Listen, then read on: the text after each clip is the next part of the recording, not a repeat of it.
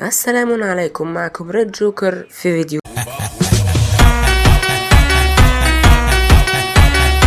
جديد. والنهاردة الفيديو المنتظر، أسئلة المتابعين.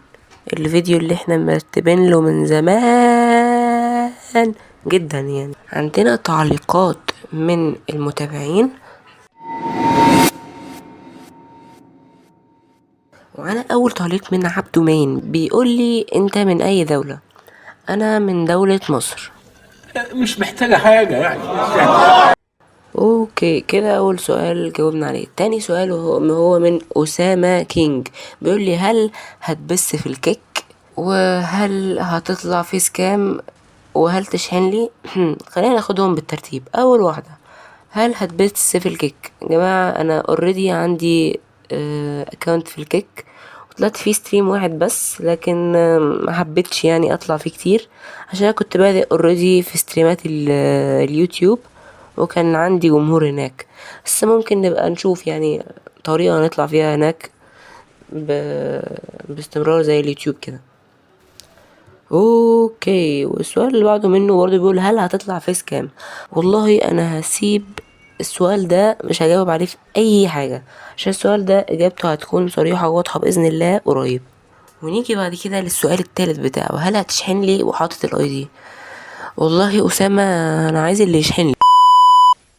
كده ندخل على الكومنت اللي بعده من حد ما بيقولني لا تبين اسمي وكم عمرك. تمام يا جماعة، مش هنبين اسمه لانا مومو، عمري 14 سنة. وبعد كده عندنا التعليق الرابع، وهم 3 أسئلة من اليوتيوبر ترند يا جماعة، من اليوتيوبرز اللي فعلا معرفش ليه هو مش واخد حقه كتير يعني، لكن هو لعيب جدا جدا جدا يعني. وانا كنت بطلع معاه دايما الاستريمات اللي انت ما بتحضرهاش. ها، انت ما بتحضرش الاستريمات بتاعتي، خليك فاكر، عشان يعني. بيقول لي واحد، كم خسرت امام اليوتيوبر ترند؟ ولا مرة طبعا، ده هو اللي كان بيكسر مني وبيجي وبديله على دماغه تاني. واكتب لهم بقى ترند، انا عارف انك بتشوف الفيديو، اكتب لهم عشان يعرفوا ان انا صادق 100%. ويعني عادي، مفيش حاجة. والله يا جماعة انا قلت مش هجاوب على السؤال ده، خليها مفاجأة. 3، مين دعمك على بدء مجال اليوتيوب؟ تمام يا جماعة، اسمعوا كلام ترند، عشان هو بص الحاجة الوحيدة اللي قلتها صح في كل دول. اشتركوا في القناة واعملوا ودوسوا على اللايك، على فكرة اللايك ببلاش يعني، وانا بتعب على الفيديوهات دي جدا، فلو سمحت يعني لو شوية تقدير منك على الفيديو اللي انا بمنتجه بقالي 60 سنة، عشان حضرتك تيجي تشوف 5 دقايق ولا 4 دقايق، يعني خلي عندنا دم. نرجع، تمام ماشي، كوم داون. السؤال التالت منه بيقول مين دعمك على بدء مجال اليوتيوب؟ والله انا يا جماعة يعني كنت بحب العب فري فاير، وعرفت فري فاير من 2019 بالظبط، وما كانش عندي موبايل، كنت بلعب بموبايل والدتي، فلما جاب لي موبايل بقيت بلعب فري فاير كتير. واخدت في اللعبة بجد يا جماعة، مش بهزر، بس انا اخدت في اللعبة كورسات على اليوتيوب. وعلى فكرة انت لو عايز تبقى محترف تقدر تشوف الكورسات دي. فكنت بتفرج بقى، وشوية في شوية حبيت اكتر مجال اليوتيوب، ومجال صناعة المحتوى، ومجال فري فاير، وصانعين المحتوى المختصين بفري فاير، خاصة لما عرفت ان في ناس مصريين بدأوا وفعلا وصلوا، ودلوقتي كل واحد فيهم في الشراكة، طبعا على رأسهم اليوتيوبر الكبير، أولهم مستقعدين.